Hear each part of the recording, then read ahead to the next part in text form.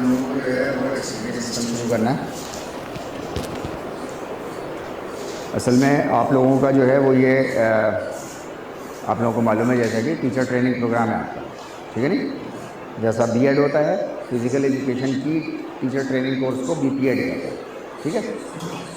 Teacher training course में ये बात हम लोगों को बहुत अच्छे से मालूम होनी चाहिए कि टीचर की अपना एक मीन्स वो होना चाहिए, एक प्लान होना चाहिए टीचर के पास कि कितने दिनों में क्या क्या चीज़ें वो कर लेंगे, ठीक है। आपके पास सेमेस्टर में आने से पहले जो है वो मैंने अपना प्लान बनाया था, तो उस प्लान में ये था कि 31 अगस्त तक हम लोग मतलब 3 सिस्टम्स ख़त्म कर लेंगे। तो ऑलरेडी हम लोग के 2 सिस्टम्स ख़त्म हो चुके हैं। कौन कौन से? रेस्पिरेटरी सिस्टम और डाइजेस्टिव सिस्टम हम लोग का ख़त्म हो गए। आज हम लोग जो है वो एक्सक्रीटरी सिस्टम ख़त्म करने की कोशिश करेंगे। छोटा सा है, बहुत ज़्यादा डिटेल में नहीं है एक्सक्रीटरी सिस्टम, है ना। उसकी कुछ बेसिक सी बातें होंगी, कुछ मूल बातें होंगी, वो बातें हमको आपको थोड़ी सी समझने की ज़रूरत पड़ेगी, ठीक। तो एक्सक्रीटरी सिस्टम में सबसे पहले तो मेटाबॉलिक वेस्ट, हमारी बॉडी के अंदर जितना भी वेस्ट है ना, वो बाहर निकलेगा। अच्छा, वो वेस्ट किसी भी रूप में हो सकता है, वो जिस भी रूप में हो।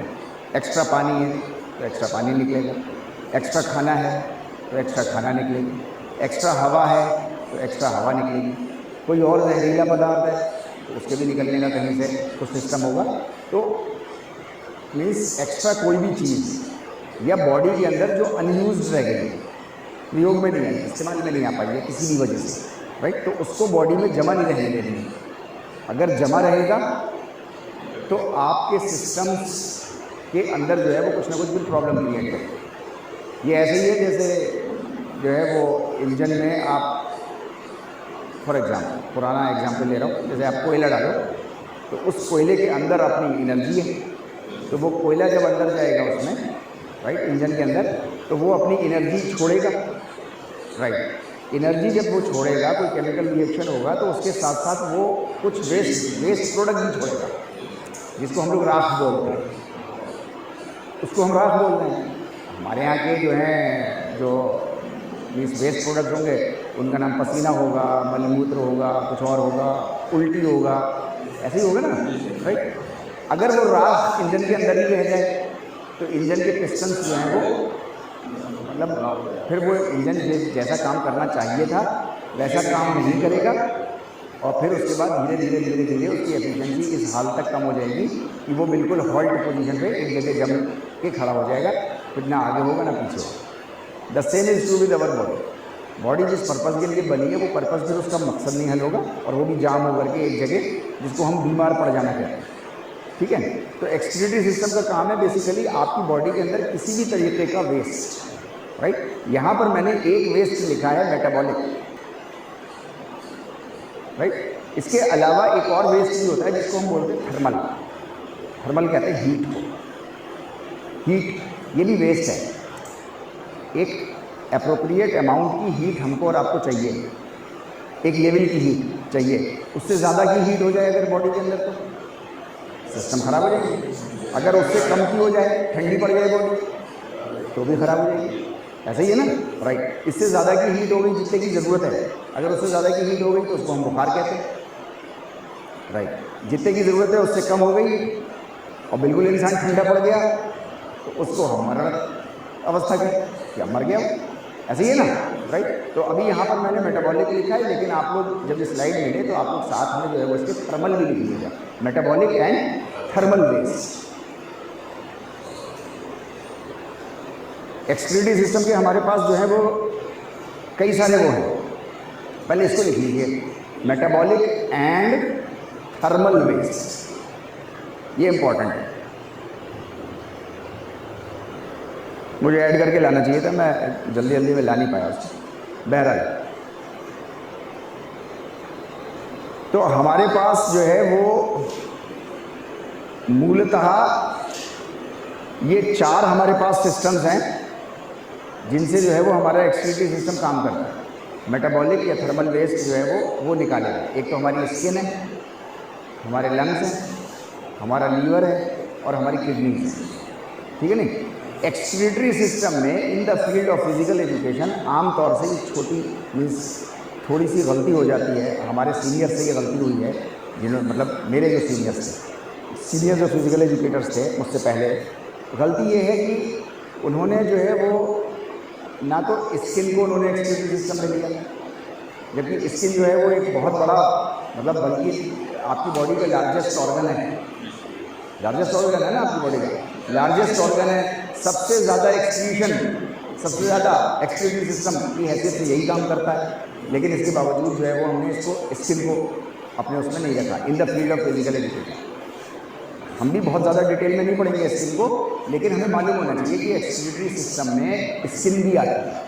ठीक है, स्किन का एक काम तो है प्रोटेक्शन आपकी बॉडी का, जैसे बिस्तर बंद को चारों तरफ से फिर चादर से लपेट देते ना सारा, तो आपके सारे कपड़े इकट्ठे और ऊपर से चादर लपेट दिए, ऐसे ही आपकी बॉडी है, अंदर छोटे छोटे बहुत सारे टुकड़े और ऊपर से चादर से ऊपर वाले में लपेट दिया, राइट। तो स्किन है हमारे पास, तो एक तो हमारे पास स्किन है, दूसरा हमारे पास लंग्स है। लंग्स जो है वो वेस्ट प्रोडक्ट निकालता है, अब CO2 बाहर निकालेगा, जितनी पॉइजनस गैसेज होंगी वो सब बाहर निकालेगा, है नहीं। अच्छा, लंग्स को भी नहीं काउंट करते। एक तो लंग्स का काम है इंटरनल रेस्पिरेशन, एक्सटर्नल रेस्पिरेशन, एक वो काम है, और एक तीसरा काम उसका और है एक्सक्रीशन, एक्सक्रीटरी सिस्टम का, वो हम काउंट ही नहीं करते उसको। हमें मालूम होना चाहिए, कल को आपको अगर ये सवाल आ जाए, फिजिकल एजुकेटर के पास ये सवाल आ जाए किसी एग्जाम में कि इनमें से कौन सा एक्सक्रीटरी सिस्टम में काम करता है, अच्छा उसमें हो मसल, उसमें हो बोन, उसमें हो स्मॉल इंटेस्टाइन और उसमें हो लंग्स। अच्छा, अब फिजिकल एजुकेटर को तो ये पता है कि लंग्स तो होते नहीं, स्मॉल इंटेस्टाइन भी नहीं होती। अच्छा, जब पता ही नहीं है तो हम लंग्स लगा ही नहीं पाएंगे। अब हम कन्फ्यूज हो जाएंगे, हम कहेंगे सवाल गलत है, जबकि सवाल नहीं गलत है, सवाल सही है। लंग्स उसका जो है वो एक्सक्रीटरी सिस्टम का हिस्सा है, तो हमको मालूम होना चाहिए। हम भले ही उसकी डिटेल में ना पढ़ाएं, लेकिन हमको बता देना चाहिए। मतलब मैं ये कह रहा हूँ कि हमारे सीनियर से कहीं ये भूल चूक हो गई फिजिकल एजुकेशन में, कहीं ये भूल चूक हो गई कि हम एक्सक्रीटरी सिस्टम में उसको नहीं समझ पाए, ठीक है नहीं। तो लंग्स हमारा एक हिस्सा है, लीवर हमारा एक हिस्सा है, राइट। ये लीवर अगर मौजूद ना हो तो जो है वो स्टूल नहीं बन पाएगा बॉडी के अंदर, बाइल जूसेस नहीं वो निकल पाएंगे, डाइजेस्ट नहीं हो पाएगा आपका खाना, राइट। फिर उसके बाद जो है वो जब स्टूल नहीं बनेगा तो बॉडी के अंदर सड़ेगा, जब सड़ेगा तो आपके पिस्टन खराब होगा सारा, ठीक है नहीं। तो लीवर हमारा एक हिस्सा है, और उसके बाद किडनी। ये किडनी जो है वो एक्सक्रीटरी सिस्टम में in the field of physical education kidney को लेकर के आता है, ये थोड़ी सी गलती है। तो मैं ये कह रहा हूँ कि हम लोगों को ये बात समझ में आ जानी चाहिए कि एक्सक्रीटरी सिस्टम में मूलतः हमारे पास ये 4 हमारे ऑर्गन्स आते हैं। इन चारों ऑर्गन्स को अलग अलग तरीके से हम पढ़ सकते हैं, जैसे इसको डाइजेस्टिव सिस्टम में पढ़ सकते हैं, लेकिन इसका डाइजेशन के साथ साथ एक काम और भी है एक्सक्रीशन का, तो हमें उसमें भी उसको पढ़ना चाहिए, भले हम डिटेल में नहीं पढ़ते, ठीक है ना, राइट। अभी देखो आप, वेस्ट प्रोडक्ट्स हमारी बॉडी में, हमारी बॉडी के अंदर जो वेस्ट प्रोडक्ट्स बनते हैं तो वो गैसियस फॉर्म में बनेंगे। भाई मैटर हमारे पास कितने फॉर्म में होता है, बस, है ना, इन्हीं 3 फॉर्म में है, ठीक है। इन तीनों फॉर्म में तो हमारे वेस्ट प्रोडक्ट्स बनते ही हैं, साथ में जो है वो हीट और बनती है। मैंने आपसे बोला ना, हीट को आमतौर से मूलतः नहीं लेते, लेकिन हीट जो है वो एज ए वेस्ट प्रोडक्ट थोड़ा सा हम लोग दिमाग लगाया है, तो है या नहीं है, कोई भी रिएक्शन होता है तो हीट निकलती है। अगर रिएक्शन में हीट नहीं निकली तो वो रिएक्शन ही नहीं हो पाएगा, भाई रिएक्शन प्रॉपर नहीं हुआ ना। अच्छा, जब प्रॉपर रिएक्शन नहीं होगा तो भी आपके बॉडी के पिस्टन खराब हो जाएंगे, है नहीं। तो प्रॉपर रिएक्शन भी होना चाहिए, और अगर प्रॉपर रिएक्शन होगा तो कार्बन डाइऑक्साइड भी निकलेगी और हीट भी निकलेगी, ये 2 चीज़ें निकलना कन्फर्म है। हीट को भी नहीं लेते लेकिन लेना चाहिए, इसलिए हमने जो है वो हीट को भी यहाँ पर लिया हुआ है। अब देखिए, इसको हम लोग समझने की कोशिश करेंगे कि कौन सा इनमें से, चारों में से कौन से ऑर्गन से कौन सा वाला जो है वो निकलता है। जैसे फॉर एग्जांपल लंग्स हैं, तो लंग्स हमारे जो हैं वो कार्बन डाइऑक्साइड निकालते हैं और excess water in the form of vapour, vapour समझते ना, जिसको हम भाप कहते हैं ना, मुँह से जैसे भाप निकलते हैं, तो वो कहाँ से निकल रही है, जाहिर सी बात है आपके अंदर जितनी भी हवाएं निकल रही हैं वो सारी की लंग्स, जितना मुँह से निकाल रहे हैं वो सारी कहाँ से निकल रही हैं, आपको लंग्स से निकल रही है, राइट। तो एक्सेस वाटर कई जरिए से निकलता है।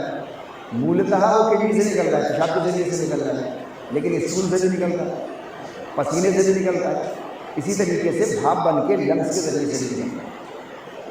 ठीक है नहीं? राइट। अच्छा, आप जो बाहर हवा छोड़ते हो वो गर्म होती है, आप जो अंदर लेते हो वो एनवायरमेंटल है, बॉडी के लिहाज से ठंडी है, बॉडी के लिहाज से ठंडी हो सकता है, बाहर भी गर्म हो, लेकिन बाहर जितना भी टेम्परेचर होगा उससे थोड़ा सा ज़्यादा अंदर होगा, तो वो बॉडी तभी ले पाएगी उसको, मतलब वो कंज्यूम नहीं कर पाएगी उसको, राइट। तो बॉडी का टेम्परेचर हमेशा बाहर के टेम्परेचर से थोड़ा सा ज़्यादा रहेगा, बहुत हल्का सा, राइट। अब वो हल्का सा जो ज़्यादा रहेगा तो जब एयर बाहर निकालेगा तो वो गर्म निकालेगा। अच्छा, वो गर्म क्या है? हीट ही तो है, वो बॉडी की हीट है ना, तो वो बॉडी की हीट जो है वो हीट भी निकाल रहा है आपका लंग्स। इस बात को समझने की कोशिश करें, ठीक है नहीं? राइट। जो भाप निकल रही है वो भी एक तरीके से हीट का, वो हीट ही है, वही तो मैं कह रहा हूँ ना, वो हीट है ना, वार्म एक्सपायर्ड है, जो बाहर निकल रही है वो हवा जो निकल रही है वो कैसी है, ठंडी है या गर्म है? तो वो गर्म है, तो जो गर्म है तो वो हीट लेके निकल रही है ना, तभी तो गर्म हो रही है। हीट से कोई चीज़ ठंडी थोड़ी होती है, हीट से गर्म होगी, है ना, तो वो हीट है, राइट। ये जितनी भी चीज़ें निकल रही हैं ये सब गैसियस फॉर्म में निकल रही हैं। यहाँ तक बात क्लियर है ना? इसके अलावा हमारा लीवर है, लीवर जो है वो बाइल पिगमेंट्स निकाल रहा है, ठीक है, वो डाइजेस्टिव सिस्टम में काम आएंगे, फीसेस में निकलता है बाइल पिगमेंट, राइट। अच्छा, फीसेस किस तरीके का? बॉडी के अंदर से जितनी चीज़ें निकलेगी वो सब गर्म होंगी, यानी कि वो सब इनहेरेंटली, मतलब प्राकृतिक रूप से, नेचुरली, कुदरती तौर पे वो हीट लिए हुए होगी। इसको बोलते हैं लेटेंट हीट, इसको लिख लीजिए, लेटेंट हीट, मतलब ये तो रहेगी रहेगी, हर हाल में होगी। क्या चीज़? नहीं, पूरा सेंटेंस नहीं, मैं लेटेंट हीट बस लिख लो, बाकी तो आपके पास ये नोट्स हैं ही। बॉडी के अंदर से जितनी भी चीज़ें निकलेंगी वो सब लेटेंट हीट पे निकलेंगी, वो लेटेंट हीट कहलाएगी।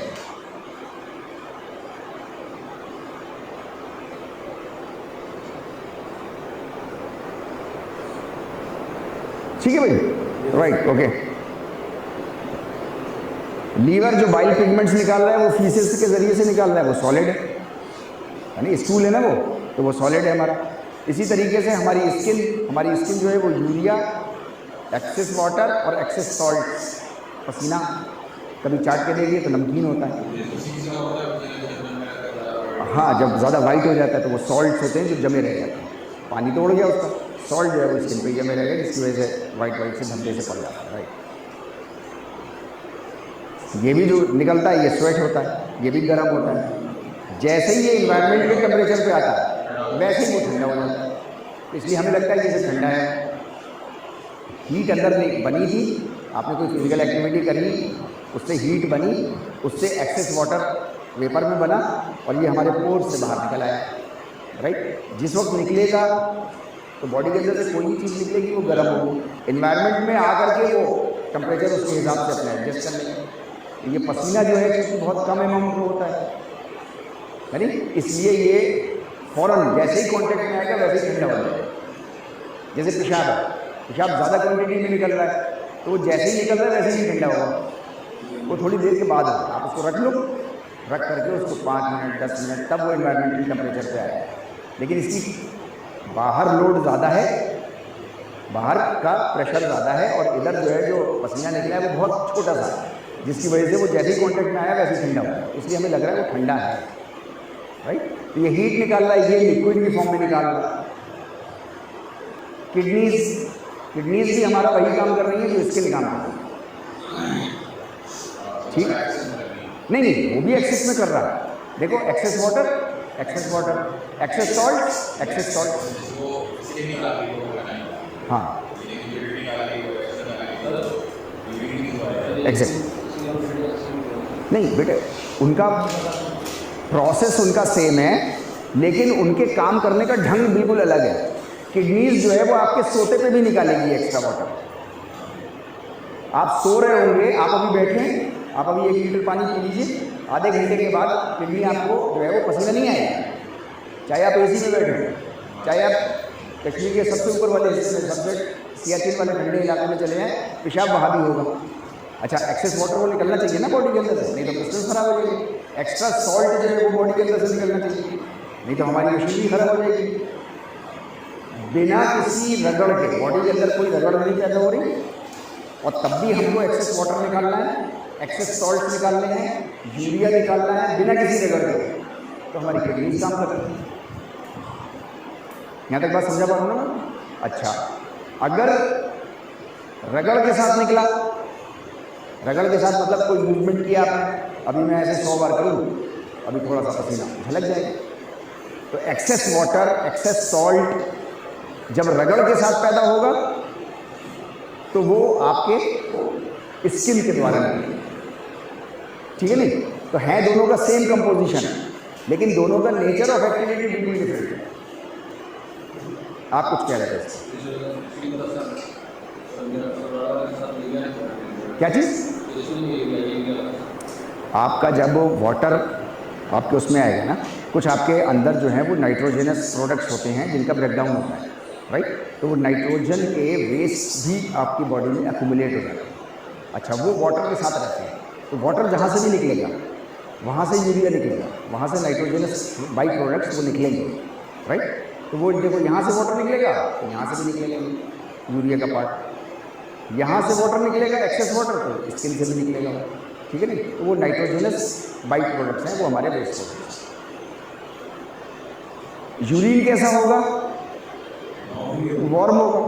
वार्म होगा तो इसका मतलब है आपकी बॉडी का जो लेटेंट हीट है वो भी निकल रही है उसके साथ। तो हम लोग यहाँ पर जो शुरू किया था, हम लोगों ने वो डिस्कशन ये शुरू किया था बेसिकली, जो लोग बाद में आए उन लोगों के थोड़ा सा आप लोग रिवाइज हो जाएगा बस, कि हमारे जो वेस्ट प्रोडक्ट्स होते हैं बॉडी के अंदर वो मूलतः 3 तरह के माने जाते हैं, लेकिन इनफैक्ट वो 3 तरह के नहीं होते हैं, बल्कि एक चौथा हीट के रूप में भी होता है वेस्ट प्रोडक्ट। जितनी आपको ज़रूरत है किसी भी चीज़ की ऑप्टिमम लेवल की, उससे ज़्यादा कोई भी चीज़ हो जाए तो वो वेस्ट है,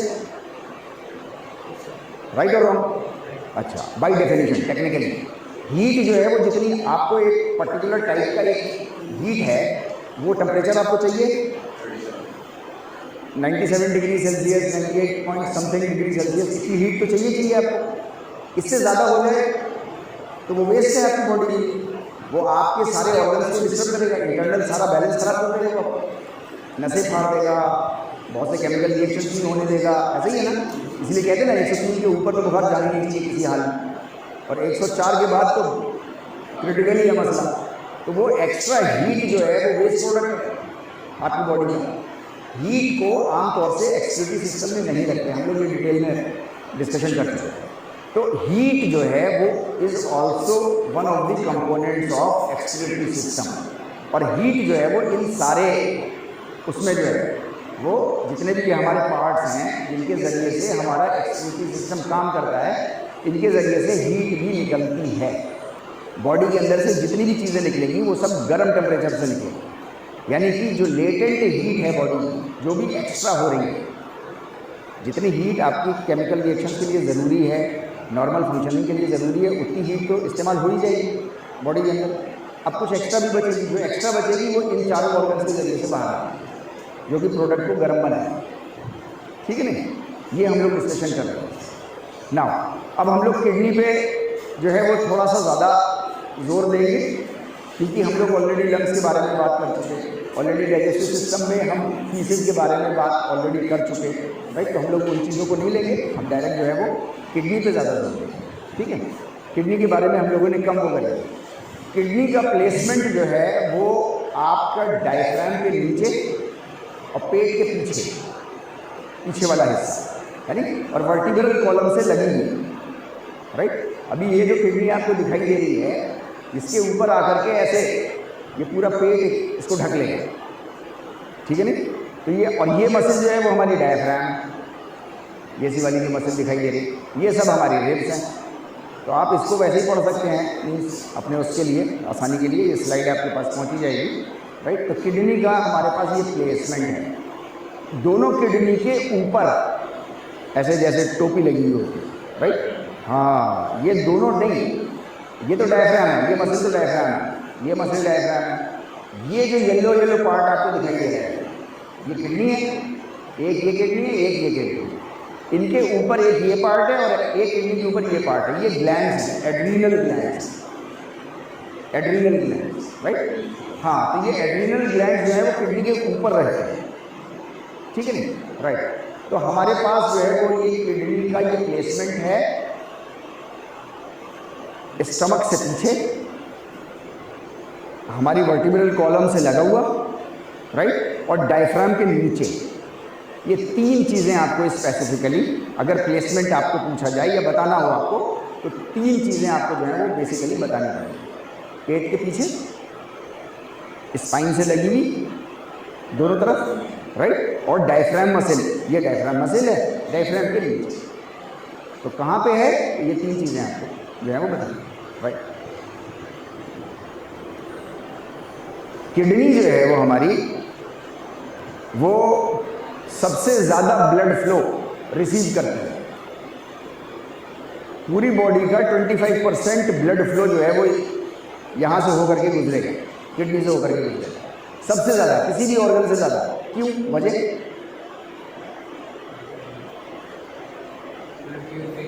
ब्लड प्योरिफिकेशन करना है उसका काम है। क्या काम है उसका? वेस्ट प्रोडक्ट को साफ करना, मतलब ब्लड को साफ करना, क्योंकि ब्लड में तो सब कुछ मिल गया ना, डाइजेस्ट, एग्जैक्टली, है ना। जैसे चाय बनाते हो तो मतलब मोस्ट ऑफ दी चाय को जो है वो छन्नी से होकर गुजरना पड़ता है ना। तो हमारी बॉडी की छन्नी जो है वो हमारी किडनी है। तो हमारा blood, most of the blood जो है वो यहाँ से गुजरेगा, ताकि हमारे सारे मेटाबॉलाइट्स जितने डाइजेस्टिव सिस्टम से अंदर चले गए वो सब जो हैं वो पहले फिल्टर आउट हो जाए और उसके बाद फिर सेल के पास एसिमिलेट होने के लिए जाए, राइट। ओके, ये है रीनल आर्टरी। ये रीनल आर्टरी जो है, blood is delivered to the kidneys by the left and right renal artery. Renal, आपकी किडनी से रिलेटेड जितने भी ऑर्गन्स होंगे उनको सबको रीनल बोला जाएगा। कोई ट्यूब होगा तो रीनल ट्यूब, बहुत छोटा ट्यूब होगा तो उसको ट्यूब्यूल बोलेंगे, थोड़ा बड़ा ट्यूब होगा तो ट्यूब बोलेंगे, उसी की एक ब्रांच होगी तो उसका ट्यूब्यूल बोलेंगे, तो उसको renal tubule, renal tube, renal cell. अब या तो आप किडनी सेल बोलो तब भी ठीक है, टेक्निकल टर्म इसका रीनल है, राइट। तो ये रीनल आर्टरी आपकी जो है वो ब्लड को लाती है और ले जाती है, राइट। ये सारा हमको जो है ये प्रोसेस हम लोग अभी डिस्कस कर ही चुके हैं। ये यूरेटर्स हैं, अभी हम लोग इसका एक पार्ट देखेंगे यहाँ पर। किडनी के अंदर जो है सारा फिल्ट्रेशन होने के बाद जो है वो पानी, यूरिया, वो सब फिल्टर आउट हुआ। अब वो फिल्टर आउट हो करके, जैसे एसी के पाइप बाहर लगा होता है पानी जाने का, ऐसे ही ये पाइप लगा हुआ है, इसको हम लोग यूरेटर बोलते हैं। Left ureter and right ureter, दो पाइप्स होंगे, किडनी से लगे हुए दो पाइप्स होंगे। यहाँ पे सारा फिल्ट्रेशन हो रहा है लाइक एसी, और उसके बाद जब पानी निकलेगा तो यहाँ पर दो पाइप लटके हुए हैं। ये दो पाइप इधर से एक इधर से लटक के, और यहाँ सामने एक छोटा सा कटोरा शेप जिसको हम यूरिनरी ब्लैडर बोलते हैं, थैली होगी छोटी सी, राइट। उसमें जो है वो सारा एक एक ड्रॉप, दो दो ड्रॉप करके वो थोड़ा जमा होता रहेगा, होता रहेगा, होता रहेगा। 2-3 घंटे में आपको वहाँ प्रेशर मारेगा कि भाई भर गया है, अब उसको खाली करना है। उसके लिए आपकी कुछ मसल्स हैं जो रोक के रखी हुई हैं। आपका नर्वस सिस्टम उसको सिग्नल देगा कि अच्छा ये सही जगह है, अब यहाँ कर, तब आप कर देंगे, मतलब उसको रिलीज कर देंगे उस मसल को, वो मसल रिलीज हो जाएगी तो प्रेशर उसको बाहर निकाल देगा, क्योंकि इधर हाई प्रेशर है, इधर लो प्रेशर है। तो हाई से लो की तरफ जो है फ्लो चलता है, राइट। ओके, अब ये हमारा कट सेक्शन है, ये ओवरऑल सेक्शन है किडनी का, और ये हमारा कट सेक्शन है, बीच में से इसको काट लिया गया, राइट। अब ये कट सेक्शन में हमको ये जो किडनी के बाहर का हिस्सा होता है इसको कॉर्टेक्स बोलते हैं। देन हमारे पास ये जो हिस्सा है ये मेडुला है। ये छोटे छोटे जो सफ़ेद हिस्से आपको दिखाई दे रहे हैं ये पिरामिड्स कहलाते हैं किडनी के। ये रीनल पेल्विस है, जहाँ पे से असल में यहाँ पे फिल्ट्रेशन होता है। ये आपके पास जितना मेडुला है और कॉर्टेक्स है, यहाँ पे फिल्ट्रेशन हो करके सारा पानी ये इस पेल्विस में आ जाता है। पेल्विस कहते हैं, जैसे वॉश बेसिन का शेप होता है हमारा, जैसे ये पेल्विस है, बोलते हैं ना इसको pelvic bone, hip bone, pelvic bone कैसी होती है, ऐसे करके शेप उसका ऐसा होता है, राइट। इसका भी शेप इसी तरीके का होता है। कहीं पे भी पानी को कंटेन करना हो तो उसका शेप ऐसा ही होना चाहिए, तभी कंटेन हो सकता है, मतलब आएगा और तभी रुकेगा भी, राइट। तो ये यहाँ पर फिल्टर होगा, फिल्टर होने के बाद रीनल पेल्विस, किडनी का पेल्विस, राइट, किडनी के पेल्विस में आएगा, उस वॉश, पेल्विस मतलब वॉश बेसिन आप कहो, उसके वॉश बेसिन में आएगा। देन वो वॉश बेसिन जो है वो यहाँ देखिए खुल रहा है, ये वॉश बेसिन ये रेगुलेटर के जरिए से आगे वो आगे जाए, तो वो पाइप जैसे वॉश बेसिन के नीचे से पाइप लगा होता है, ऐसे ही इसके 2 पाइप लगे हुए किडनी के आपके ऊपर से लगे, यहाँ से आपका पेशाब बाहर निकाल देंगे सारा, राइट। एक बार ब्लड जो है वो पूरा प्योरीफाई हो गया, पानी निकल गया, यूरिया निकल गया, एक्सेस जितनी भी चीज़ें थी वो सब बाहर एक बार फिल्टर आउट हो गया, ब्लड जो है वो एक बार प्रोसेस हो गया, तो फिर हार्ट को चला जाता है रीनल वेन्स के जरिए से, राइट।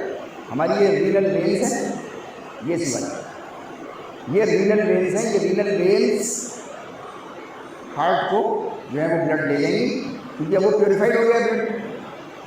हाँ, उसमें ऑक्सीजन हो भी सकती है, नहीं भी हो सकती है, अब वो ऑक्सीजन लेने के लिए जाएगा ना ब्लड, पहले हार्ट जाएगा, हार्ट से लंग्स में जाएगा, लंग्स में ऑक्सीजन लेगा, कार्बन डाइऑक्साइड छोड़ेगा।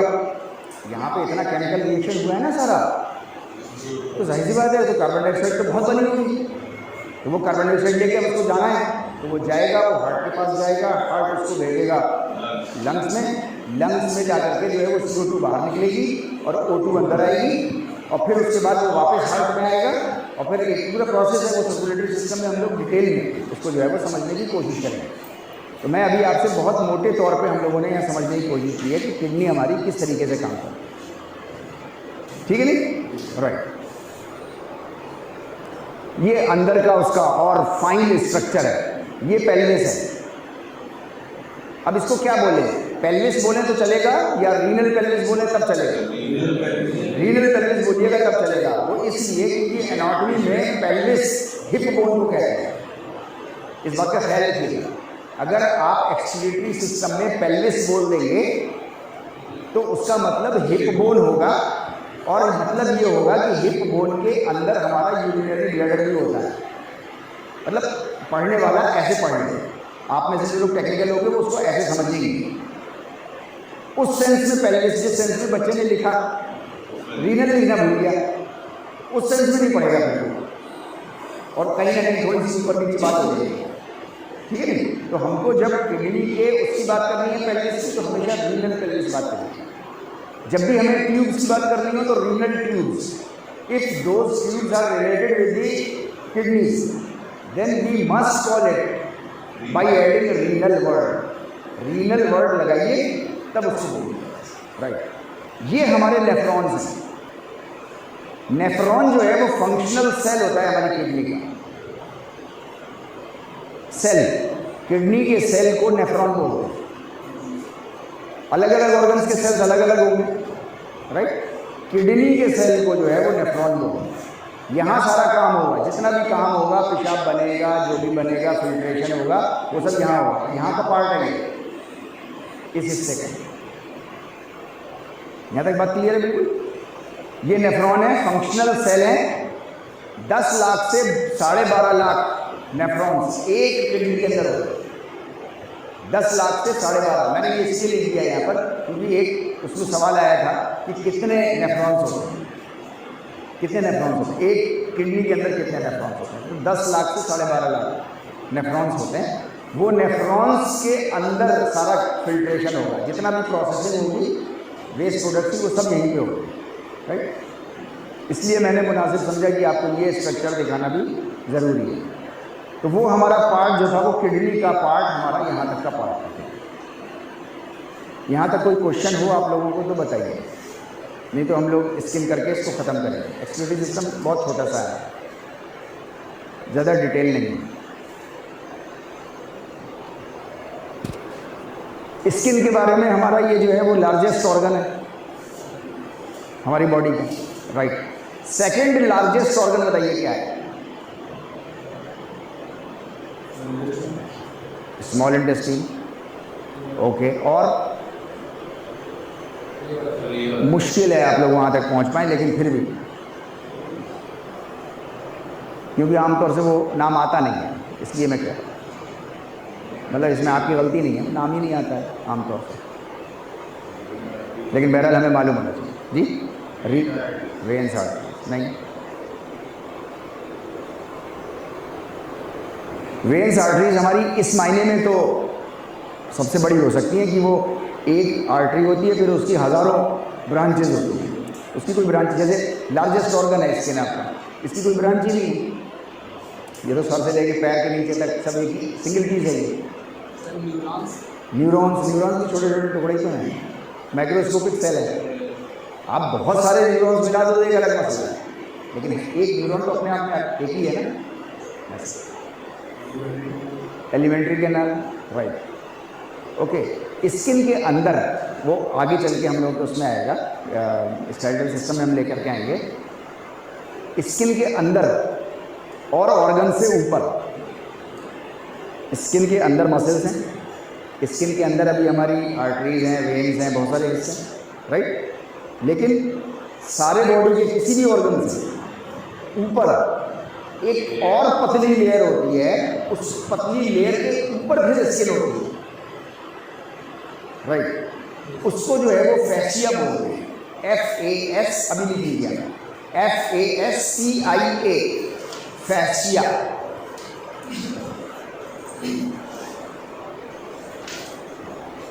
FASCIA,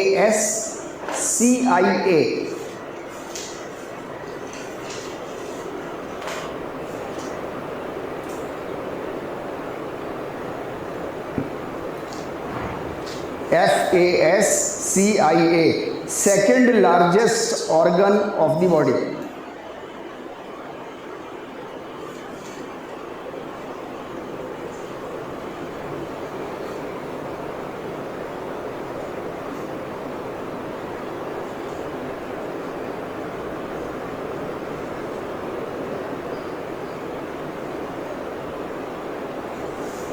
तो लार्जेस्ट ऑर्गन कौन सा है? स्किन है। सेकंड लार्जेस्ट फैशिया है, राइट। ये भी स्किन की तरह ही है, स्किन की अंदर की कवरिंग है बस, तो जाहिर सी बात है ऊपर की कवरिंग ज़्यादा बड़ी होगी नेचुरल, उसके अंदर की स्किन जो होगी वो और भी छोटी होगी, उसके अंदर भी अगर कोई चीज़ नहीं हो तो वो उससे भी छोटी होगी, तो वो थर्ड लार्जेस्ट हो जाएगी ऐसा। तो हमारे पास जो है वो फैशिया, अभी हम लोग स्किन के बारे में बात कर रहे हैं, राइट। स्किन क्या निकाल रहा है? यूरिया निकाल रहा है, एक्सेस वाटर निकाल रहा है, एक्सेस सॉल्ट निकाल रहा है, ये वो सारी चीज़ें निकाल रहा है जो किडनी भी निकाल रहा है। किडनी कोई अलग से कोई चीज़ें नहीं निकाल रहा, लेकिन बस फर्क क्या है दोनों में? क्वांटिटी कम है, क्वांटिटी ज़्यादा है।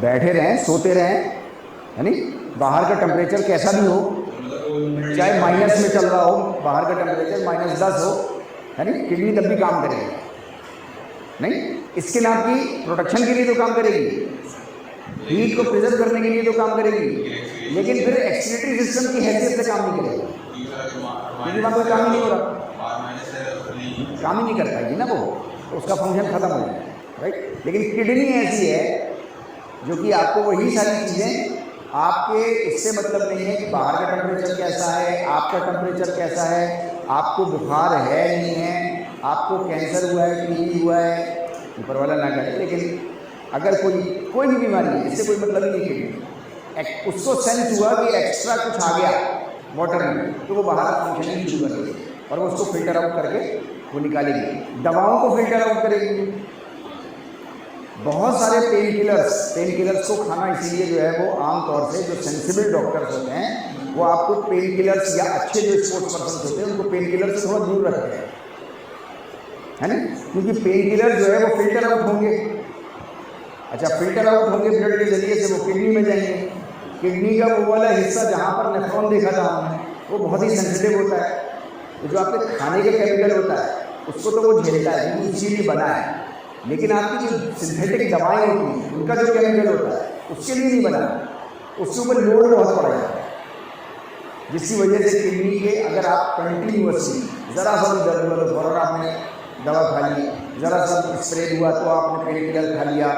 मतलब अगर ये आदत बनी हुई है आपकी तो फिर आपकी किडनी जो है वो फिर खतरे में पड़ जाएगी, राइट। तो आपको कोई भी एनाल्जेसिक पेन किलर अगर आपको खाना भी है, आपकी पूरी बॉडी से पहले वाली जो बॉडी दवा थी वो निकल जाए, उसके बाद मेरा दूसरी बॉडी के अंदर से जो पहले वाला हमारा पेन किलर है उसको 72 से 96 घंटे लगते हैं निकलने में। कितना? 72 घंटे कितने होते हैं? 3 दिन। और 96 घंटे 4 दिन, यानी कि 3 से 4 दिन एक पेन किलर आपने खाई तो अब 3 से 4 दिन वेट करो ताकि बॉडी से पूरी तरह निकल जाए, ताकि उसके ऊपर डबल लोड ना पड़े। चलो एक पड़ गया भाई, दर्द हो रहा है, आपने डाल दिया लोड, कोई बात नहीं, झेल लीजिए, है ना। लेकिन आप उसको अभी पड़ा हुआ है, फिल्ट्रेशन पूरा प्रॉपर हुआ नहीं है, आपने दूसरी डोज भी दे दी, फिर तीसरा सिंथेटिक भी दे दिया, अब तो ओवरलोडिंग हो जाएगी ना। और अगर ये जिंदगी की हैबिट बनी हुई है हमारी तो हमारे लिए बहुत प्रॉब्लम हो जाएगी किडनी के लिए। इसलिए एनाल्जेसिक पेन किलर्स आप लोगों से मैं इसलिए डिटेल में बात कर रहा हूँ क्योंकि we all are sports person, one way or the other we have been doing physical activities and that too rigorous physical activities we are doing। अच्छा, rigorous physical activity आप करेंगे तो चोट और rigorous physical activity का चोली दामन का साथ है, चोट का और आपकी फिजिकल एक्टिविटी का। मतलब ऐसा हो नहीं सकता कि आप फिजिकल एक्टिविटी रिगोरस करो और आपको चोट ना लगे, अंदर से नहीं लगेगी, बाहर से भी टकरा जाए, इक्विपमेंट टकरा जाएगा, आप पोल से भिड़ जाओगे, होगा ना कुछ ना कुछ। शुगर लेवल इतना डाउन हो जाएगा कि आप नहीं पड़ रहे उनके ऊपर, तो बहुत कुछ हो सकता है। तो फिजिकल एक्टिविटी करोगे तो ये सब होगा, ये सब होगा तो पेन किलर खाओगे, तो पेन किलर खाओ तो समझदारी के साथ। हाँ ठीक है, तो उसके लिए पेन किलर खाने की जरूरत नहीं है। तो पेन किलर वहाँ खाओ ना जहाँ पे आपको लग रहा है कि यार मतलब बर्दाश्त ही नहीं हो रहा बिल्कुल, वरना बॉडी खुद उसको दूर करेगी, अपने पेन किलर खुद बनाएगी, आप उसको निकलने दो, थोड़ा रेस्ट तो दो उसको, बॉडी को 2 दिन 2-3 दिन दो, वो अपने आप आपके साथ जब दूर कर देगा। हैवी वर्कआउट से जो आपको सोरनेस हो जाती है उसको तो पेन किलर से बिल्कुल भी नहीं लेना, दूर करना चाहिए, वो तो एडेप्टेबिलिटी है। अरे बाबा, अगर वो एडेप्टेबिलिटी नहीं हुई तो बॉडी आपकी इम्प्रूव नहीं करेगी, वो मसल ग्रुप इम्प्रूव नहीं कर पाएगा परफॉर्मेंस में, तो आपको तो उसको बर्दाश्त की आदत डालनी पड़ेगी ताकि वो इम्प्रूव कर पाए, ठीक है नहीं, राइट। एपिडर्मिस, ये हमारी लेयर्स हैं स्किन की, एपिडर्मिस, डर्मिस, सबक्यूटेनियस टिश्यूज और उसके नीचे फिर हमारी मसल, ये स्किन है, तो ऊपर एपिडर्मिस 3 लेयर्स हैं, उसके नीचे डर्मिस, उसके नीचे फैटी लेयर, ये 3 लेयर्स हैं, और फिर हमारी मसल काम कर रही है। हाँ, इसके ऊपर पूरा चढ़ा हुआ, ये है ना आपका एपिडर्मिस, राइट। ये सारा आपका स्ट्रक्चर है, ये जो इसका आउटर स्ट्रक्चर है, इसके अंदर वाले हिस्से में फैशियल है। मैंने कहा ना, फैशियल को असल में बहुत कम बोला जाता है एनाटॉमी की फील्ड में, इस वजह से जो है वो फैशियल नाम ही हम लोगों ने पहली बार सुना हुआ है। आमतौर से हमारी क्लास में स्टूडेंट्स की एनाटॉमी हम लोग होते भी नहीं है बेसिकली, है नहीं, और जो बायोलॉजी के होते हैं उन्होंने भी जो है वो फेशियल को कम सुना हुआ है, राइट। तो ये हमारी जो है वो कॉमन लेयर्स हैं, एपिडर्मिस, डर्मिस और सबक्यूटेनियस, 3 लेयर्स हैं। इन 3 लेयर्स के बाद फिर हमारे पास जो है वो हमारी मसल्स। ये इसकी स्लाइड में आपको भेज दूंगा, आप इसको देख लीजिएगा एक बार, नहीं आपके समझ में आएगा तो फिर हम लोग वो बात कर लेंगे। वैसे इसमें कोई ऐसी वो नहीं है कि आपको समझ में नहीं आएगा,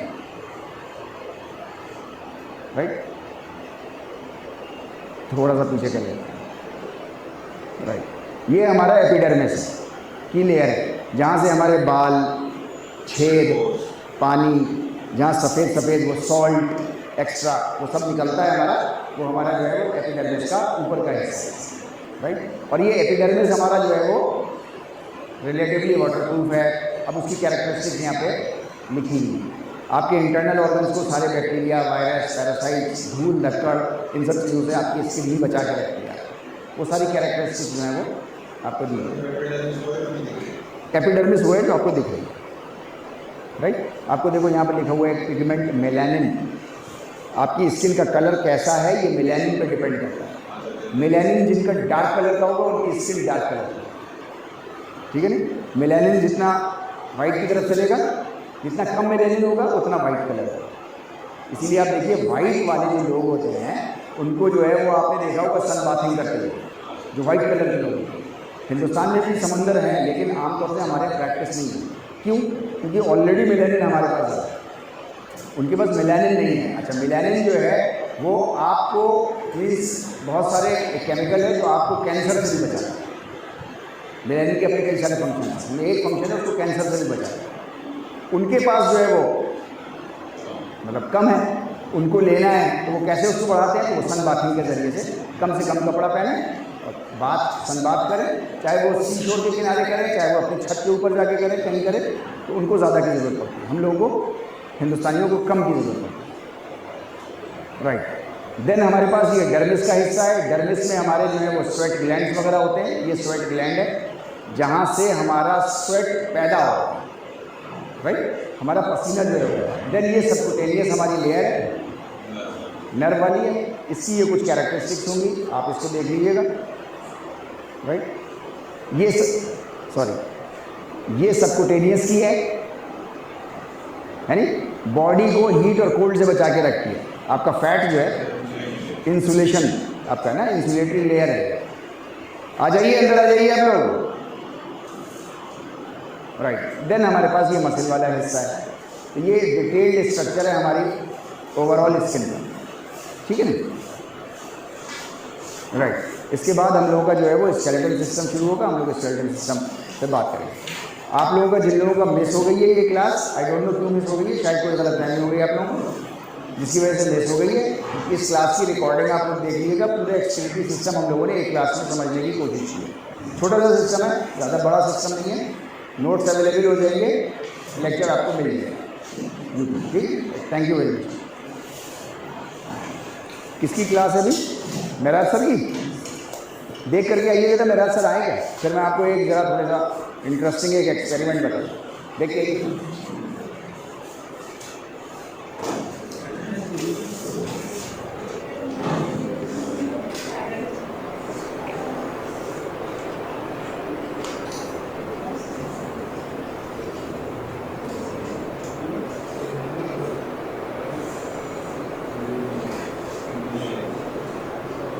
आप लोगों की टाइम टेबल की क्लास, ये बात हम लोग पहली क्लास में डिस्कस कर चुके थे। आई डोंट नो कैसे आप लोगों से, क्योंकि शायद बाद में आए आप लोग इसलिए मिस हो गई है।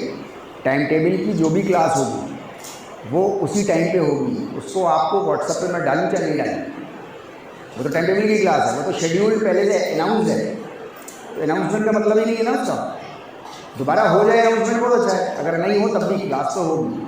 हाँ, उस वक्त शेड्यूल टाइम पे क्लास नहीं होना होगी तो अनाउंसमेंट होगी। यहाँ तक बात क्लियर है? नहीं, जो एक्स्ट्रा चीज़ है, जो एक्स्ट्रा क्लास होगी हमारी, राइट, उसके लिए अनाउंसमेंट जरूरी है कि कितने बजे से कितने बजे तक होगी, है ना। क्योंकि 2-3 लोग बाहर के लिए आते हैं, यूनिवर्सिटी से बाहर के लिए आते हैं, मतलब आपके डिपार्टमेंट से बाहर के लोग भी आते हैं, ताकि वो लोग भी आ जाए। इस वजह से जो है वो उसका अनाउंसमेंट होना ज़रूरी है। शेड्यूल वाला तो उनको भी पता है क्योंकि टाइम टेबल उनके पास पहुंचा दिया गया, ठीक है, राइट। अभी मेरा सर नहीं आए हैं, एक हम लोग एक्सपेरिमेंट करते हैं। आप में से कौन समझता है बहुत मजबूत है, पावरफुल, ये है क्लास क्या कहती है, ये है, ये है। आ जाओ पहलवान, आ जाओ, उठा के थोड़ी फेंक दूंगा तुझे मैं, बुढ़ा आदमी, पैर टूटा हुआ है। राइट, कितनी उम्र है? 22। मेरी 52। कितने साल का फर्क है? 30 साल का फर्क है। Very good. ज़्यादा ट्रेंड कौन है? ये ट्रेंड ज़्यादा होगा या मैं? यार पावरफुल कौन होगा ज़्यादा अच्छा? नहीं, मुझे तो ट्रेनिंग का अनुभव ज़्यादा होगा, ये हो सकता है नहीं। लेकिन इस वक्त मतलब सॉलिड ट्रेंड तो हमारा हरिओम ही होगा, है नहीं, जाहिर सी बात। अगले 10-12 साल 15 साल और रहेगा, फिर बुढ़ा हो जाएगा। Right, okay. अभी हम लोग एक एक्सपेरिमेंट करेंगे, वो एक्सपेरिमेंट बड़ा इंटरेस्टिंग है। हम लोग मोबाइल फ़ोन के ऊपर करेंगे। मोबाइल फ़ोन के ऊपर एक हम लोग छोटा सा वो करेंगे। इसको रिकॉर्ड करने दो, चलने दो। राइट, तुम्हारी जेब में मोबाइल फ़ोन है? नहीं है? नहीं, रख लो कोई भी मोबाइल, कोई भी रख लो, दे दो भाई इतना मोबाइल फ़ोन, एंड्रॉयड हो एप्पल हो कोई, ठीक है भाई। राइट, अच्छा अभी इसको निकाल दो, वहाँ रख दो, थोड़ा और दूर रखो, उससे दूर रखो, हाँ कम से कम 4-5 फीट दूर। राइट, यहाँ खड़े हो, ये तुम्हें ऐसे करना, दोनों पैर ऐसे मिला लो, ठीक है। मैं तुम्हारा हाथ ऐसे पकड़ूंगा, ठीक, ऐसे पकड़ूंगा, ठीक है। राइट, ऐसे मैं साइड में होऊंगा और मैं तुम्हें धक्का ऐसे करके खींचूंगा इधर, तुम्हें गिरना नहीं, अपनी जोर लगा के खड़े रहना। मजबूत आदमी हो, दिखाई भी दे रहा है, छुलाई भी दे रहा है, मुझे है मजबूत है, ठीक है नहीं, इज्जत का सवाल है भाई साहब, गिरना नहीं, ठीक है नहीं। राइट, रोक लेगा, कोशिश करूँ मैं कहूँगा तुमसे रेडी, और उसके बाद मैं 1 सेकंड के बाद फिर खींच लूँगा, वो नहीं कहूँगा, ठीक है। आप इत्मीनान के साथ जितनी ताकत हो आपके पास, ताकत लगा के पूरी जान लगा के खड़े हो। राइट, रेडी, जान लगा खड़ा हो ना, फिर से शुरू में असल में बॉडी एडजस्ट नहीं कर पाती है। राइट, रेडी,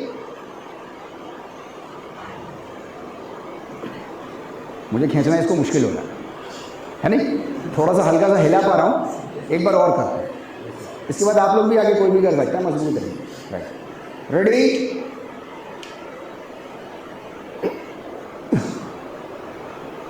हिलाना मुश्किल है नहीं। राइट, मोबाइल जेब में रखो,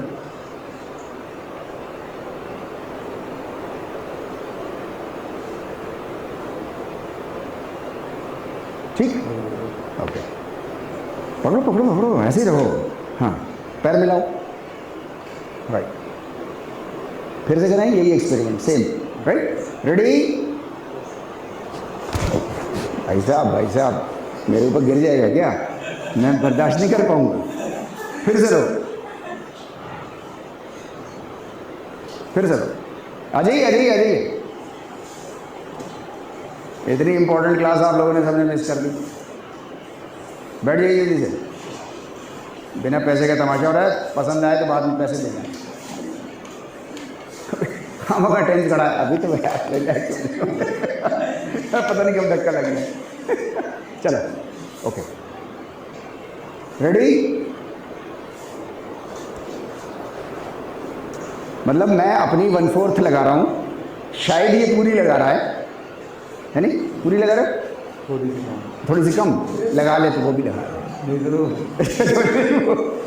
ठीक है, फिर से करते हैं। रेडी, इसको फेंक सकता हूँ, उठा के दीवार पे मार सकता हूँ इसे, ये इतना कमज़ोर है। राइट, मोबाइल निकाल दो,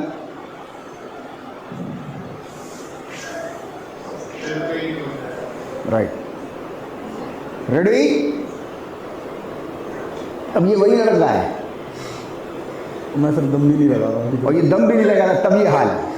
सच में ये मतलब होगा, ईटा तो मजबूत है ना, ये आप देख रहे हैं, मतलब ये इंस्ट्रूमेंट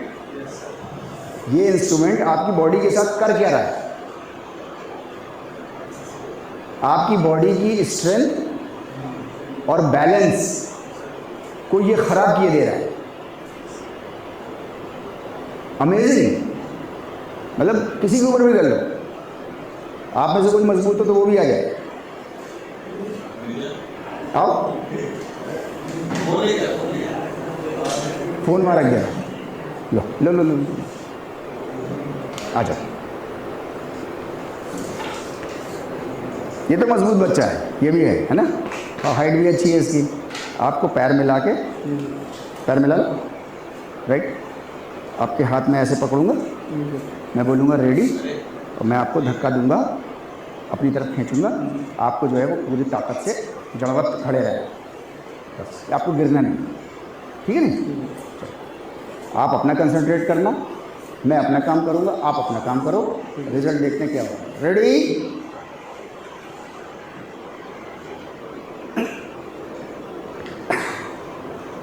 है मजबूती, मोबाइल जेब में रख लो अपना, रख लिया, रहा। पैर मिलाओ, पकड़ो मेरा हाथ जोर से, दबाओ। इतनी भी जोर से नहीं मेरी उंगलियां टूट जाए। गांव का आदमी कर रहा है। रेडी? इसको उठा के कहीं भी फेंक सकता हूँ। एक बार फिर से करते हैं, है ना, तुम्हारी तसल्ली के लिए। रेडी? मैं पकड़ सकता हूँ ना सर? कुछ भी पकड़ लो। हार्ड आपका हाँ पकड़ लो यार, ये तो कोई दिक्कत की बात नहीं है। एंकल ही तो टूटा हुआ है, बाकी तो दमदार है। रेडी? गो। आजा आजा आजा आजा आजा। अब देख लो, मैं 1/4 लगा रहा हूँ, शायद ये पूरी लगाए, है नहीं? और ये अपने को नहीं रोक पा रहा। मोबाइल निकाल के बाहर रखें। अब ये 1/4 लगाएगा और मैं पूरी लगाऊंगा। रेडी? अब हिल तो जाइए, नहीं हिल ना? ये मोबाइल इतनी खतरनाक चीज़ है। अच्छा, और कोई हो आपके उसमें तो आ जाए मजबूत आदमी। मोबाइल के बिना करेंगे। आ जाओ, आप ही आ जाओ, आप फ़ोन देना ज़रा, कोई भी दे दो। कवर है इसमें? कवर लगा हुआ है, कवर निकालना है, कोई सा भी ले लो।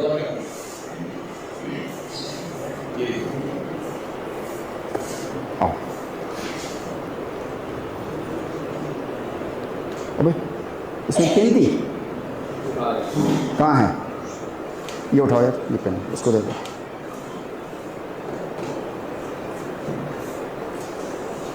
राइट, अब तो मोबाइल फ़ोन नहीं है नहीं? अब तो प्लास्टिक है। रख लो जेब में। अब इसे गिरना चाहिए या नहीं गिरना चाहिए? अब तो मोबाइल नहीं है, इंस्ट्रूमेंट है ही नहीं, है नहीं? रेडी? गो। अब तो मोबाइल नहीं है, फिर क्या परेशानी है? फिर देखना। रेडी? गो। मैं इसलिए हट रहा हूँ क्योंकि ये मेरे ऊपर गिर गया तो मेरी अच्छी खासा नुकसान हो जाएगा। लगे निकालिए। यानी कि ये तो अकेली चीज़ है ना, अलग मोबाइल नहीं है ये, राइट? लेकिन आपका मोबाइल जिस चीज़ के टच में रहता है उसके अंदर भी वही सेम कैरेक्टरिस्टिक्स आ जाता है। अच्छा, ये आप दुकान से नया खरीद लेंगे, 100-150 रुपये का मिलता है। आप नया खरीद लेंगे, नया खरीद के एक्सपेरिमेंट करिए। ऐसे एक रत्ती नहीं हिलेगा ये, जैसे नहीं हिल रहा, क्योंकि उसके अंदर अभी टच में नहीं आया ना ये मोबाइल के। तो टच में नहीं आया तो मोबाइल की कैरेक्टरिस्टिक भी उसके अंदर नहीं है, वो नुकसान वाली है। वो कैरेक्टरिस्टिक नहीं है इसके अंदर कि बटन ये कॉल कर देगा आपको, लेकिन वो कैरेक्टरिस्टिक इसके अंदर भी आ गई हैं, और वो आई है इलेक्ट्रोमैग्नेटिक वेव्स की वजह से। जो मोबाइल की इलेक्ट्रोमैग्नेटिक रेज हैं जो इनविजिबल हैं, वो हमारी बॉडी के लिए, स्ट्रेंथ के लिए और बैलेंस के लिए इतनी ज़्यादा ख़राब है। आपने अभी प्रैक्टिकल अपने सामने देखा है। और ये मैं कोई अलग इसके लिए इस्तेमाल कर रहा हूँ।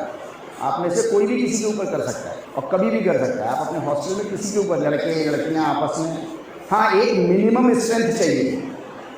ऐसा नहीं है कि कोई बहुत पावरफुल आदमी आ गया और 10 साल के बच्चे को पकड़ा दें तो 10 साल का बच्चा भी इसको ऐसे करके हिला देगा। तो उसके लिए भी एक मिनिमम स्ट्रेंथ वाला चाहिए होगा ना कोई, वो मिनिमम स्ट्रेंथ वाला होगा बस। बाकी जो है वो खेल यही होगा।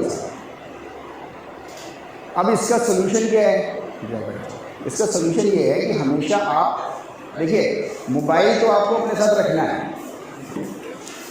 मोबाइल की ज़रूरत आज की डेट में वैसी ही है जैसी आपको हवा, खाना, पानी इसकी ज़रूरत है। बगैर मोबाइल के तो आप नहीं रह पाओगे, ठीक है नहीं? लेकिन हर चीज़ को इस्तेमाल करने का एक ढंग होता है। मोबाइल कंपनीज़ ने इसको इस्तेमाल करने का ढंग आपको नहीं बताया, इसके उसूल नहीं बताए, इसका सिद्धांत नहीं बताया। उन्होंने बस ये बताया कि इसको इस्तेमाल करें। कहीं आपने पढ़ा है कि इसको मतलब क्या सिद्धांत होने चाहिए, इसके कितने घंटे स्किन से लगा के रखना चाहिए, कितने घंटे नहीं इसको बॉडी से अलग रखना चाहिए? कुछ बताया आपको? नहीं बताया। क्यों? क्योंकि उनका प्रोडक्ट है, तो जितना चिपका के रखो उतना बिकेगा, है नहीं?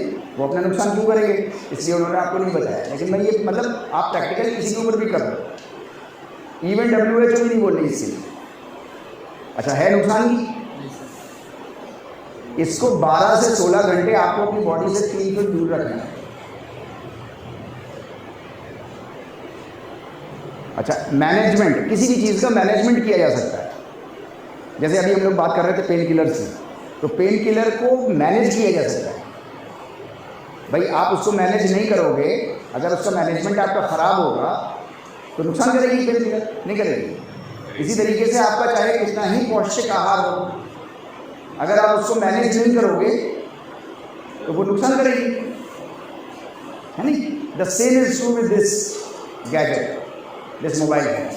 This is very good equipment, this is very good technology, beneficial to the whole of the humanity. सबके फायदे की चीज़ है, नो डाउट, इसमें कोई प्रॉब्लम की बात नहीं है। सिंपल एक टेक्नोलॉजी है।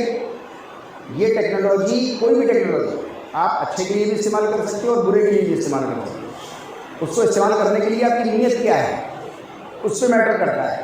टेक्नोलॉजी अपने आप में ना बुरी होती है ना अच्छी होती है, राइट और रॉन्ग? Right sir. भाई छुरी है, एक सिंपल टेक्नोलॉजी है, मैटर करता है आप उससे क्या करना चाहते हो।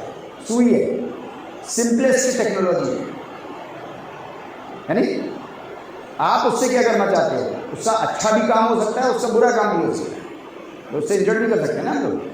यहाँ पे ANU में एक बार ऑल इंडिया यूनिवर्सिटी थी और क्रिकेट की, और सर ज़ियाउद्दीन में एक दिल्ली की टीम आकर के रुकी हुई। उनकी टीम के साथ एक बंटू सिंह नाम का एक प्लेयर था।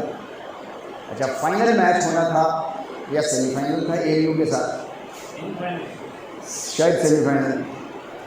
वो अच्छा वो जो था बंटू सिंह बहुत ही खतरनाक बैट्समैन भी था और बहुत ही खतरनाक वो फील्डर भी था। अच्छा फील्डर जो होता है वो किसी भी इनिंग के 100 में से 10-15% रन रोक देता है, मतलब अपनी क्वालिटी से रोक देता है, जो और प्लेयर नहीं रोक पाते।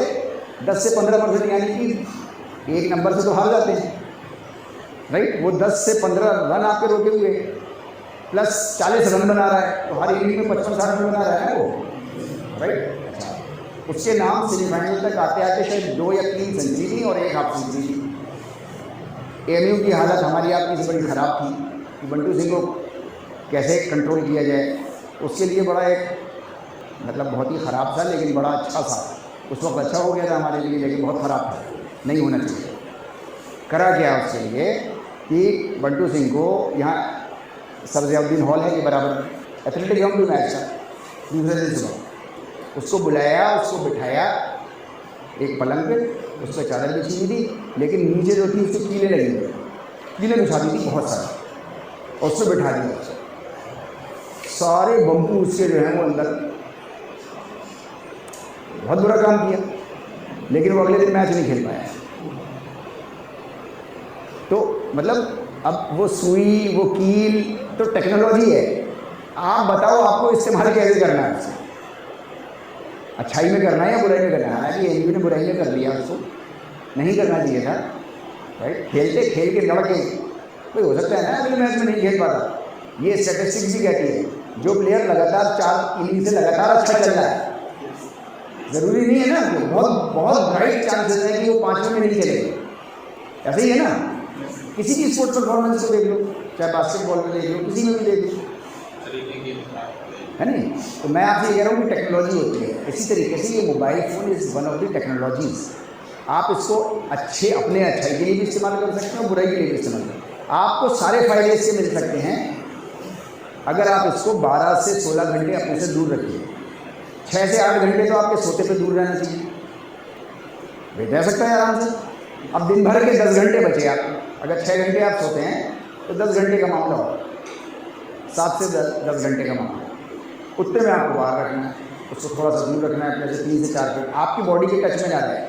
आपकी बॉडी के टच में रहेगा अगर, तो देखो जैसे अभी उसकी तो हमने स्किन तो निकाली थी कुछ सारी, उसकी स्किन में भी वो असर था, यानी कि आपके अंदर वो असर तो चला ही जाएगा हर हाल में। बैग में तो रख सकते हैं। हाँ बैग में रखिए, लेकिन अब बैग हमारे टच में रहता है।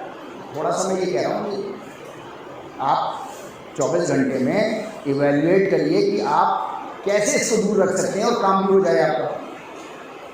बहुत सारे तरीके हैं उसके, है नहीं। देखिए दुनिया में हमेशा हर चीज़ के फ़ायदे और नुकसान होते हैं। आपने बीपीएड किया है तो इससे कुछ फ़ायदे आपने देखे होंगे जो आपके जीवन के लिए शायद आपको लगा होगा ज़्यादा फायदे का है, और ऊपर वाला करे ज़्यादा फायदे का हो। कुछ इसके नुकसान भी आपको दिखे होंगे, दूसरे कुछ से फ़ायदे ज़्यादा दिख रहे होंगे। कहीं कुछ ऐसा एक बैटल करके फिर आपने चुना कि यार फिजिकल एजुकेशन में हम कर जाएँ। सब ऐसे करते हैं सब लोग, ठीक है, नो प्रॉब्लम, राइट। इसके भी आपको फ़ायदे हैं, इसके नुकसान भी हैं। आप ज़िंदगी में चुनते क्या चीज़ है? जिससे ज़्यादा फ़ायदे हों वो चीज़ आप ले लेते हैं, और जिसके कम नुकसान होते हैं, राइट, उसको ले लेते हैं, या जिसके ज़्यादा नुकसान हो गया उसको छोड़ देते हैं अगर कम फ़ायदा दिखाई देता है। जैसे फॉर एग्जांपल शराब के फ़ायदे हैं, लेकिन जितने नुकसान हैं उसके रिलेशन में, उसके कंपैरिजन में बहुत कम फ़ायदा है। क्या चीज़ फ़ायदा क्या है? दवाओं में इस्तेमाल होता है, अल्कोहल दवाओं में इस्तेमाल होता है। आपको कोई कुछ बीमारियां हैं उसमें अल्कोहल इस्तेमाल होता है, वो चुनिंदा बीमारियां हैं उसमें इस्तेमाल होता है। लेकिन उसका नुकसान क्या है? आपके नर्वस सिस्टम में एक सिस्टम होता है जो प्रोहिबिटरी नर्वस सिस्टम होता है। प्रोहिबिटरी नर्वस सिस्टम आपको बताता है कि कहाँ पर क्या काम नहीं करना है, कहाँ पर क्या काम नहीं करना। आप क्लासरूम में हैं तो टॉयलेट का काम नहीं करना, आप क्लासरूम में हैं तो कपड़े नहीं उतारने। मतलब वो बताता है आपको, सर सामने आ गए हैं तो अब हमें कैसे बात करनी है। मम्मी पापा आ गए हैं, अभी तक नहीं थे तो भाई बहन कैसे चाहे से बात करेंगे, लेकिन अभी मम्मी पापा घर में आ गए तो हम अब वो प्रोहिबिटरी नर्वस सिस्टम हमें मालूम नहीं है फिजियोलॉजी, वो एक अलग बात है, लेकिन वो सबका प्रोहिबिटरी नर्वस सिस्टम ऐसे ही काम करता है, राइट। शराब काम क्या करती है? कोई भी नशा काम क्या करता है? आपके प्रोहिबिटरी नर्वस सिस्टम को प्रोहिबिट कर देता है, मतलब रोक देता है। जो उसका काम है प्रोहिबिटरी नर्वस सिस्टम का, उसको रोक देता है। अब उसे मालूम ही नहीं कि किस वक्त क्या काम कहाँ क्या करना है। अच्छा, शराब पी करके उसको एक अंदर से वो आती है, एनर्जी बर्स्ट होती है बहुत तेज केमिकल रिएक्शन से। जब वो एनर्जी बर्स्ट होती है तो अंदर से गर्मी चढ़ती है उसको। अच्छा, उसको जब गर्मी चढ़ती है तो चमकता हुआ पानी उसको ठंडा लगता है, ठंडा होता है, ये हमने सीखा है, ये हमारे सेकेंड नेचर में, राइट। वो उसमें लेट जाता है। जो होश वाले लोग होते हैं क्या कहते हैं, वो सारा नाली में पड़ा हुआ, वो नाली थी, लेकिन वो तो नाली जिंदगी भर हमको और आपको और उसको प्रोहिबिटरी नर्वस सिस्टम में रोक रखा था कि नाली में नहीं लेटना भाई। लेकिन अब जब शराब के नशे में है वो, तो प्रोहिबिटरी नर्वस सिस्टम को प्रोहिबिट कर दिया उसे मालूम ही नहीं चलता कि कहाँ लेटा हूँ कहाँ नहीं लेटा, किससे कैसे बात कर रहा हूँ, क्योंकि प्रोहिबिटरी नर्वस सिस्टम काम नहीं कर रहा। अच्छा, अब ये तो बड़ी खतरनाक बात है। मतलब आप किससे बात कर रहे हैं, कहाँ क्या एक्टिविटी आप कर रहे हैं, राइट। आपको बीवी में और बहन में फ़र्क नज़र नहीं आ रहा, क्योंकि प्रोहिबिटरी नर्वस सिस्टम आपको रोकता है। आप घर की हालत, मेरे घर पे भी ऐसी, आपके घर सबके घर की हालत ऐसी।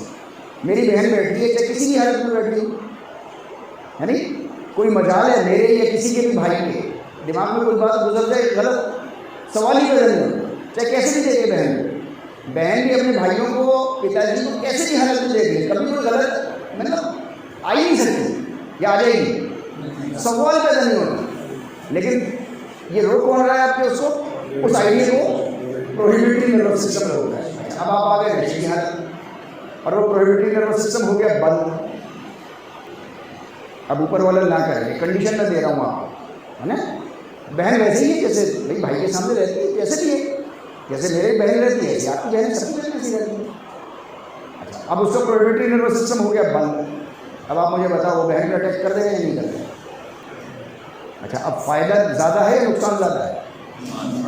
जिंदगी भर का नुकसान, मतलब आत्महत्या वाली बात है नहीं है। और सिर्फ एक उसके लिए नहीं और बहन के लिए नहीं, बल्कि पूरे घर के लिए। तो मैं ये कह रहा हूँ कि जैसे शराब है तो नुकसान ज़्यादा करती है और फ़ायदे कम करती है, इसलिए हमको और आपको किसी को नहीं लेना चाहिए, चाहे क्या लड़का क्या लड़का। तो ये ज़िंदगी का उसूल है, जिसमें हमें नुकसान ज़्यादा होगा उसको हम छोड़ देंगे, चाहे फ़ायदा थोड़ा सा नज़र आ रहा है, और जिसमें फ़ायदे ज़्यादा नज़र आ रहे होंगे, नुकसान कम होगा, हम उसको चीज़ को कबूल कर लेते हैं। The same is true with this mobile. आपको इसमें फ़ायदे ज़्यादा हैं, नुकसान कम है अगर आप इसको मैनेज करके रखोगे तो। और अगर इसको मैनेज नहीं करोगे तो फिर नुकसान ज़्यादा हो जाएगा और फ़ायदे आपके कम रह जाएंगे। वो मैंने आपको एक प्रैक्टिकल तरीके से दिखाने की कोशिश की कि ये ऐसे नुकसान करता है। इसलिए इसको आप लोग थोड़ा सा केयर के साथ इस्तेमाल करें। मैं उसको मना नहीं कर रहा, मना कर नहीं सकता, और जो मना करे वो दुनिया का सबसे बड़ा बेवकूफ़ आज की डेट में, मना कर नहीं सकते। लेकिन जहाँ पे आप इसको रोक सकते हो वहाँ रोक लीजिए। जहाँ से अपनी बॉडी से 3 से 4 फीट रख सकते हो वहाँ से 3 से 4 फीट रख के काम कर लीजिए। इससे आप अगर 24 घंटे अपने टटोलेंगे तो आपको मिल जाएंगे 10 से 12 घंटे, 12 से 16 घंटे मिल जाएंगे आराम से, जब ये आपसे 3 फीट दूर भी रहेगा और आपके काम भी हो जाएगा। हाँ, थोड़ा सा मैनेज करना पड़ेगा। हाँ, मैं एक बात कह रहा हूँ आपसे, 3 घंटे की क्लास है तो उस वक्त तो हाथ में लिए हुए, लेकिन बाकी टाइम मतलब मैं ये कह रहा हूँ कि आप मैनेज कर सकते हो उसको। हमें उसके ऊपर सोचना पड़ेगा। अपने 24 घंटे की दिनचर्या पे हमको सोचना पड़ेगा कि हम इसको कैसे मैनेज करें। तो जब आपके अंदर इच्छा जागेगी तो आप इसको कहीं ना कहीं मैनेज करेंगे। उसमें दूर मतलब मैनेज करने की बात है। आप एक तरीका आया मैनेज का, जैसे सोते पे हम तकिए के नीचे रखते हैं, है नहीं? आप उसको कमरे के बाहर रखिए, डाटा ऑफ करके रखिए। क्या चीज़? अरे मैं एक बात कह रहा हूँ, अब वहाँ मैनेज करना है, अब वो अपने तरीके से मैनेज करिए वहाँ पे वहाँ मैनेज करिए। लेकिन मतलब मैं ये कह रहा हूँ कि हम लोग कर सकते हैं इसको थोड़ा बहुत। तो इसको अच्छा, मैं ये कह रहा हूँ कि 12 से 16 घंटे नहीं कर सकते, शायद 6 से 8 घंटे कर सकते हैं, शायद 8 से 10 घंटे कर सकते हैं। मतलब जितना कर लें उतना मैक्सिमम, उतना तो है ही ना हमारा। अच्छा, फिर अगर कुछ नहीं है तो भारतीय संस्कृति में एक बात कही जाती है, भागते भूत की लंगोटी पकड़ लो। तो कुछ ना मिले तो कुछ तो मिल जाएगा अगर आप 1 घंटा भी दूर कर लो, राइट? तो मैं ये कह रहा हूँ इसको मैनेज करो। ये टेक्नोलॉजी मैंने प्रैक्टिकल आपको करके दिखाया।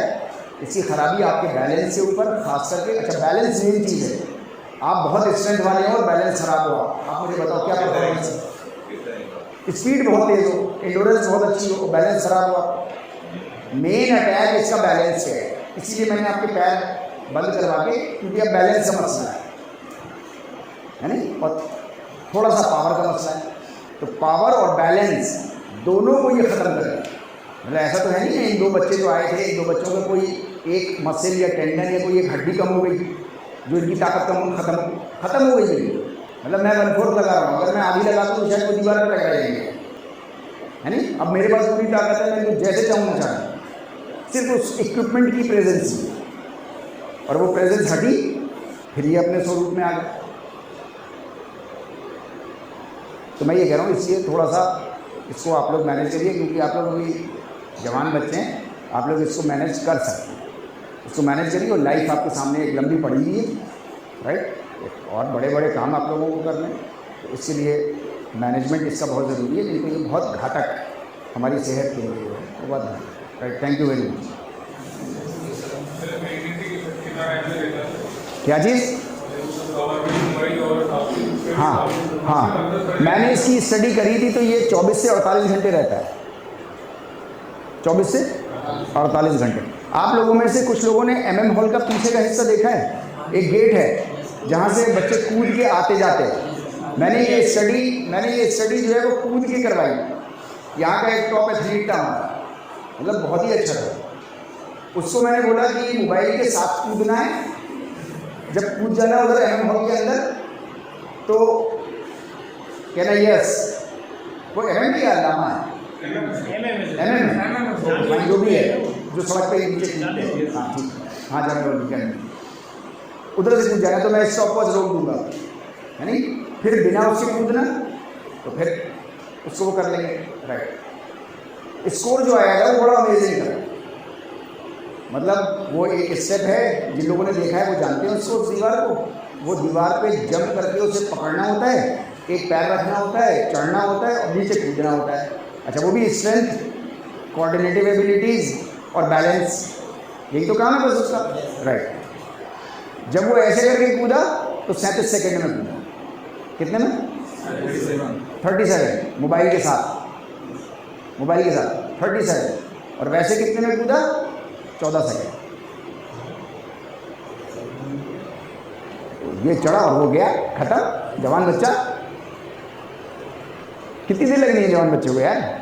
37 सेकंड तो ऐसा लग रहा है जैसे कोई मेरे जैसा 52-55-60 साल का आदमी ऐसे चढ़ेगा तो ऐसे खींचेगा अपने को तो ऐसे समझेगा फिर पीछे तब होंगे ना 37 सेकंड। लेकिन मोबाइल के साथ वही बच्चा 60 साल का होगा और वही बच्चा मोबाइल के साथ 14 सेकंड। अच्छा 14 और 37 में तो बहुत फर्क है यार। अरे डबल कहाँ है? हद से ज़्यादा है। तो मैं ये कह रहा हूँ कि ये हर मामले में जो है वो अच्छा ये आगे हम लोग और इस पर रिसर्च करने की कोशिश कर रहे हैं कि हम डिफरेंट फिजिकल एक्टिविटीज़ करें, जैसे 100 मीटर रेस। तो देखें हो सकता है स्पीड पे असर ना पड़ता और हो सकता है स्पीड पे पड़ जाता। मतलब बैलेंस और स्ट्रेंथ और कोऑर्डिनेटिव एबिलिटी इन पे तो असर पड़ रहा है, लेकिन स्पीड एंड्योरेंस अभी ये चीज़ें तो बची हैं ना, इन पे भी अभी हमने इससे मैंने टेस्ट किया, इससे मैं कुछ कह नहीं सकता। लेकिन बहरहाल बैलेंस हमारा मेन कंपोनेंट है लाइफ का। अगर बैलेंस आपका अच्छा है तो आपकी सारी एक्टिविटीज़ अच्छी हैं।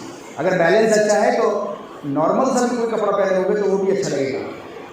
लेकिन महंगे से महंगा कपड़ा पहने और बैलेंस खराब हो और गिरते पड़ते फिर रहे हो आप, तो उसकी क्या वैल्यू उस कपड़े की, right? Thank you very much.